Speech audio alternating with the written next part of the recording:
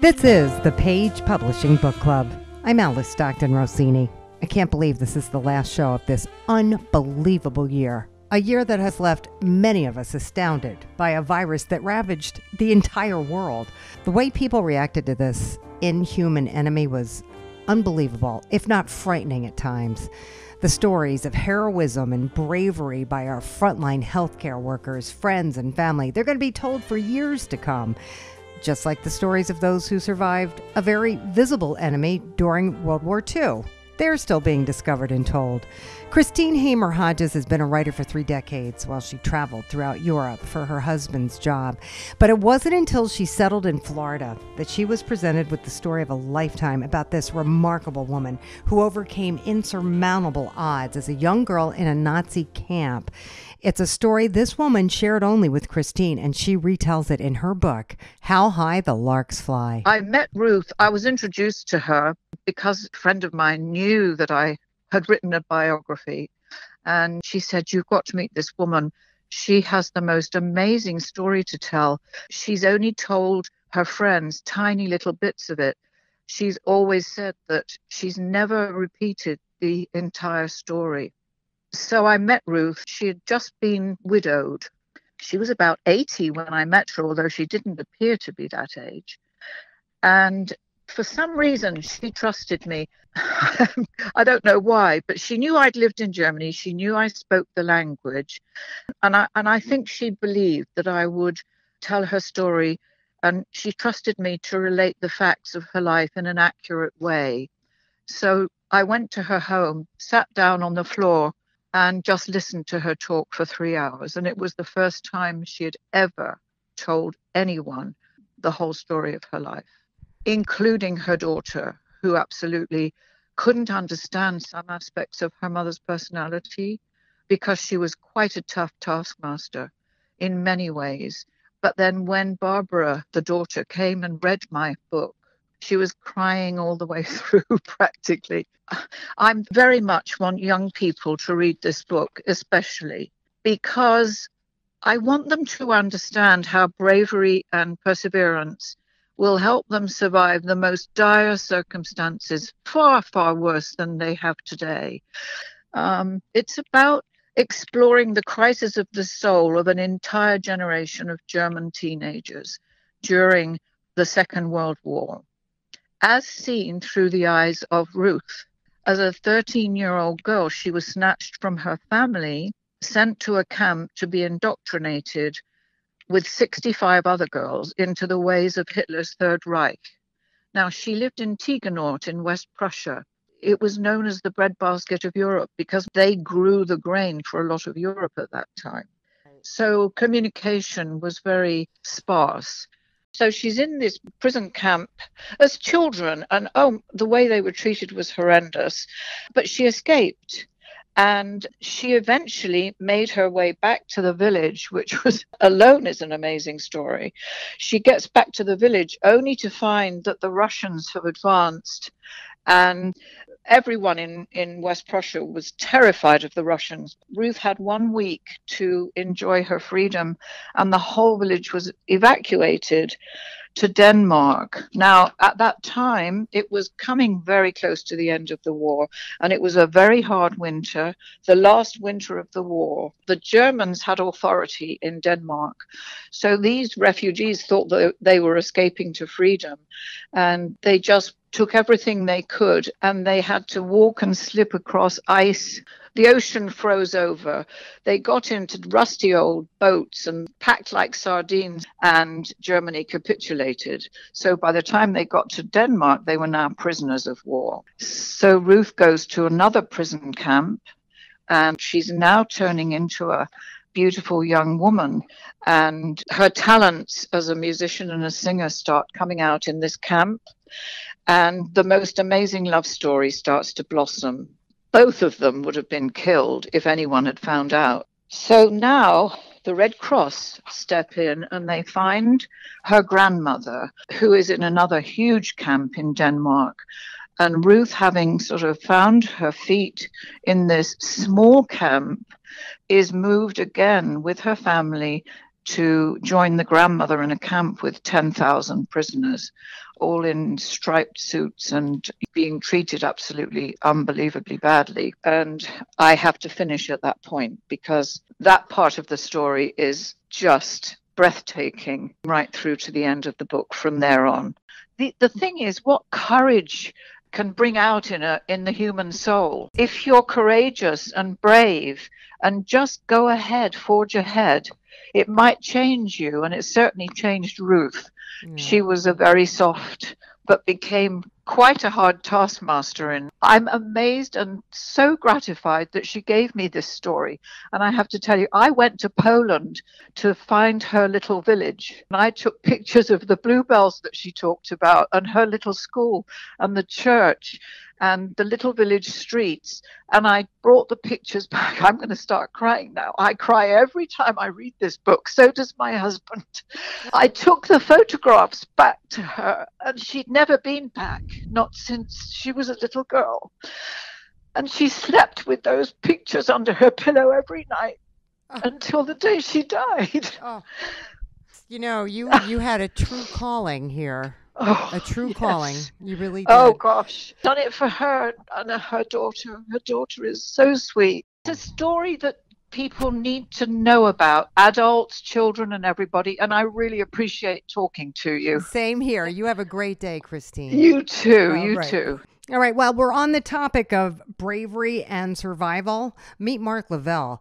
The title of his book pretty much sums it up. Touched by Cancer. I'm a U.S. veteran, a military veteran. And I was traveling around the country for my job, doing presentations in the insurance industry, and I started feeling weak. And in my book, I catalog all of my symptoms, from no symptoms whatsoever to advanced stage 4 in 2.5 months. I saw 7 specialists. I was told twice I didn't have cancer. The 7th specialist that I saw correctly diagnosed me and caught fact that I had cancer within 24 hours of me passing away. So my organs were already shutting down when he admitted me to the emergency room. What do you mean passing away? What are you saying there, sir? Yeah, am I not talking to you? No, I couldn't walk. My wife had to pick me up out of the car and get me into the doctor's office. And my organs had started to shut down. I had a tumor wrapped around 7 vertebrae in my spine. I had tumors throughout my gut. You know, I was bleeding out of my skin like sweat. Nobody could explain what was happening to me.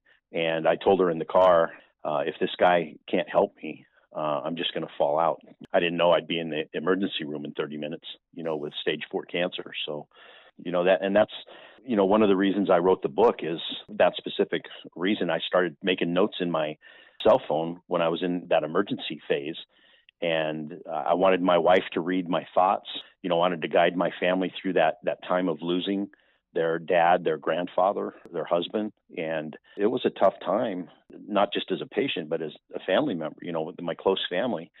I wasn't going to make it. How come you did? I think I'm a positive person, and I think my attitude towards letting go helped. Some people will say that I have a strong faith now because I survived cancer, but in reality, I had a strong faith before I had the cancer. And I basically just turned it over to God and said, if I die or if I live, it's not up to me. And once I did that, the stress was off of me of worrying about life. I did every single thing, Alice, I did every single thing my doctor told me to do. I had over 30 doctors in my case, and my number one oncologist, I did every single thing to the T that she told me to do for the 7 months I was in the hospital. And everything turned around. I started to get better. You were in the hospital for 7 months? Because what they do is they hammer you with chemo for 5 days, 6 days, and then it takes 2-3 weeks to recover. At one point, I had 5-week recovery because I had pneumonia, aspergillus, and bronchitis at the same time. And I was on a breathing machine for 5 weeks, so they couldn't hit me with chemo. And there's so much that I went through. It was unbelievable. But even being home in the recovery mode, I still had to go into the hospital every day. So if I wasn't in the cancer ward, I was in the infusion ward, taking some kind of test. I had 14 lumbar punctures in order to keep the cancer out of my brain or out of my spine. I wouldn't wish it on anybody, to be honest. How long have you been cancer-free? I just celebrated my 4th year in remission. and they won't tell you that it's cured until 5 years. But the type of cancer that I had was Burkitt's lymphoma, and it's, if not the most aggressive cancer anyone can have. And if it were to come back, they said it would have came back within 6 months of the remission. So who knows? You know? What kind of response are you getting to your book? I'm getting really great responses. All of the efforts up till now have been on social media and word of mouth. And those people that have gone on my Facebook page and looked up Touched by Cancer and bought the book and read it and wrote reviews have loved the book, you know, and I couldn't ever imagine the response that I've got from people who know me but had no idea what I went through. And my goal in having survived this is to share my story and help others going through the same thing, because family member, a friend, a coworker, a lot of times they don't know what to say to a cancer patient. They either run to them to help out or they run away because they don't know what to say or they don't know what to do. And I want people just to understand that when someone's going through this horrible disease, they want to feel normal. They need support. They need a team of people surrounding them and loving them to help them get through it. And honestly, regardless of the outcome, you know, if you survive or don't survive, the time that you have here on this earth shouldn't be spent alone, you know? Yeah, and it shouldn't be spent doing something you're not really enjoying. And that's what I love about your story, Mark, is that, you know, you left the insurance industry and became a trucker because that's what you wanted to do. You go. So how does an all-American Southern boy and preacher become an atheist? Samuel W. Whitehead explains in his book, The Truth Will Make You Free. Well, I've always thought I could write a book, but I really didn't think I had much of interest. But then when I headed down the path of making the transition from preacher to atheist, I thought I had a pretty good story, and it was very meaningful to me, and thought it would be a good way to explain what I went through.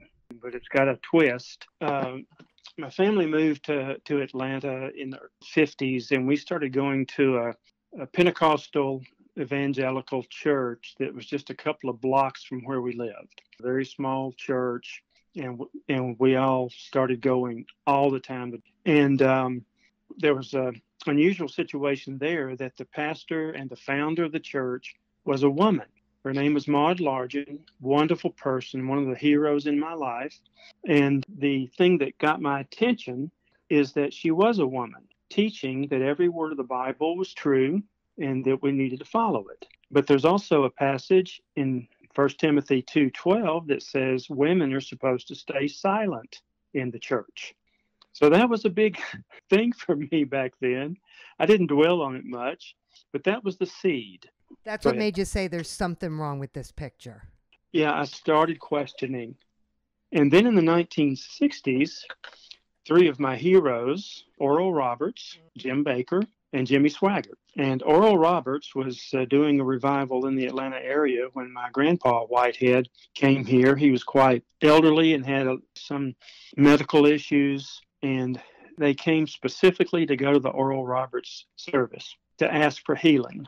And he didn't get healing. And then Jim Baker had his affair with Jessica Hahn. And then Jimmy Swaggart was going to prostitutes in New Orleans. I remember all this. Boy, I'll tell you, that would shake your faith, right? Yes. In the 1970s, early in college, I took a science class for evolution. And I actually defended evolution by one little point. And that was when the professor talked about the random mutations that occur and then natural selection, which is important in the changes that come in evolution. And I spoke up and said, well, maybe that's where God comes in, is in the random mutation. So in the early 70s, I was still defending it. That's when I started researching to prove that my religion was the one true religion and that there was a God. So I read book after book on both sides, religions of the world, where they started,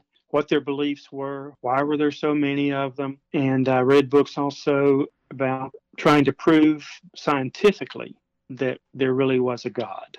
That was what made me think that there wasn't one, and it took me 40 years to determine from when I started about age 22 till I was 62 to come to the conclusion that there was no God.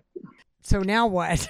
One mind-boggling thing to me is whether or not there's a God is eternity. How can it go on forever? And then how that there is no boundary to the universe. How far can the universe go? Those are still mind-boggling questions, and people try to answer those questions with religion. And I'm a very reluctant atheist. As a matter of fact, a working title for my book was I'm an Atheist and I'm Not Happy About It. That might catch some fire there. I was looking for the opposite. I was looking to prove God was real, and I just couldn't. I had to go the other way. So I think the best audience, I guess, would be people who are struggling themselves, have been indoctrinated from childhood, trying to deal with their religion and their beliefs. And as we approach death, wondering what goes from here. As a matter of fact, I mentioned in the book, eternal life. I've given up on any possibility of that. So when we die, that's it. It's over. That's it. That's it. Yeah. Yeah. All right. Well, that's something to think about while we take a really short break. This is the Page Publishing Book Club. Attention all authors. Page Publishing is looking for authors. Have you written a book and want to get it published? Page Publishing will get your book into bookstores and for sale online at Amazon, Apple iTunes, and other outlets. They handle all aspects of the publishing process for you: printing, cover art, publicity, copyright, and editing. Call 800-204-6099 now for your free author submission kit. That's 800-204-6099 for your free author submission kit. We're back on the Page Publishing Book Club. I'm Alice Stockton Rossini. When Barbara Teal retired, she recalled a warning from a friend while she was working in Paris as a young college student, a warning that inspired her book, Desperate Search: An American Family Faces the Horror of Transnational Human Trafficking. I'll never forget this. Somebody had asked a gentleman to call me who took me out to dinner to tell me the good and the bad about living internationally. And he cautioned me about something called, at that time, white slave trade, which was known as human trafficking today. I don't think the term human trafficking existed back then, but that it was in Paris. And he warned me about it because he said it was something very dangerous. And once girls were kidnapped, they were never found again, because over there in Europe, they're taken into North Africa. And it's almost impossible ever to get them back. And so he said there are a lot of girls who come from other European countries to Paris to work. Sometimes they're runaways. Sometimes they're just looking for a good job and that sort of thing. And they get taken. And I had a roommate from Canada.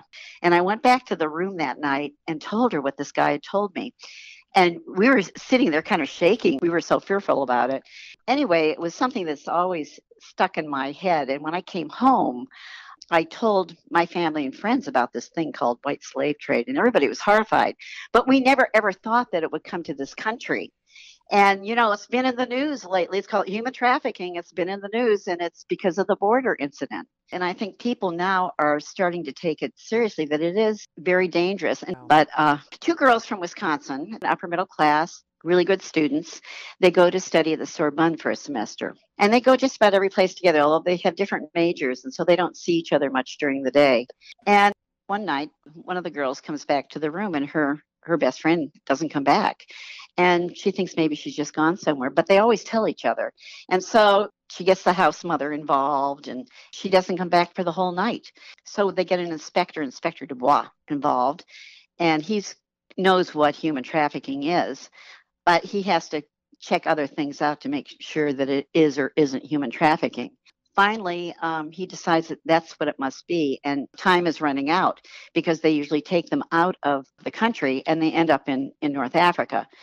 And so it ends up where he and the mother go to Algiers because he has an idea that it might be somewhere there, and leads them into the Sahara Desert. And what happens is she has been trafficked and she is taken into a tribe.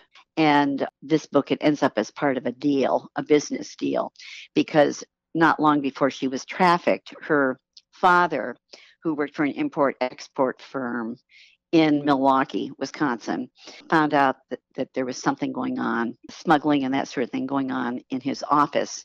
And his boss was in on it. And so the boss found out that her father knew about it. So the boss had the dad murdered. And then a month later, she goes to Europe, and their revenge isn't finished. They're after her. And so they get her as a business deal to marry her off to the chief of one of the tribes in the Sahara Desert. So the idea is, can they find them? Can they find her in time?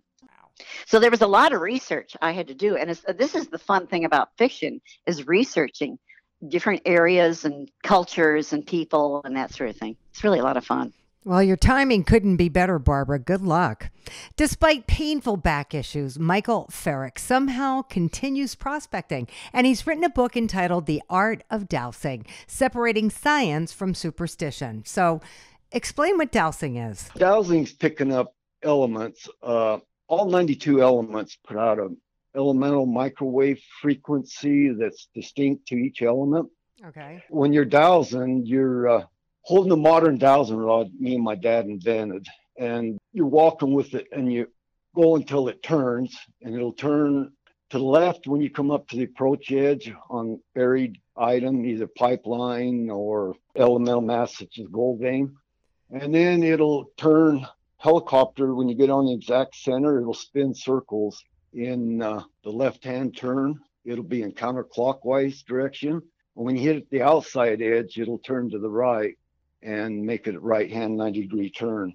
That's part of the dowsing physics you have to use with a complete circle or sphere. You have to find the exact center first. And once you do, use a sphere or a circle with 4 right-angled triangles centered in it. And that's how you can tell how deep it is. And we can actually tell how the grade on it. Like a gold vein, if it's low grade, it might make 1 or 2 slow spins on the center. You find the center of it first, and then once you find the center, use that to work the outside edges in depth.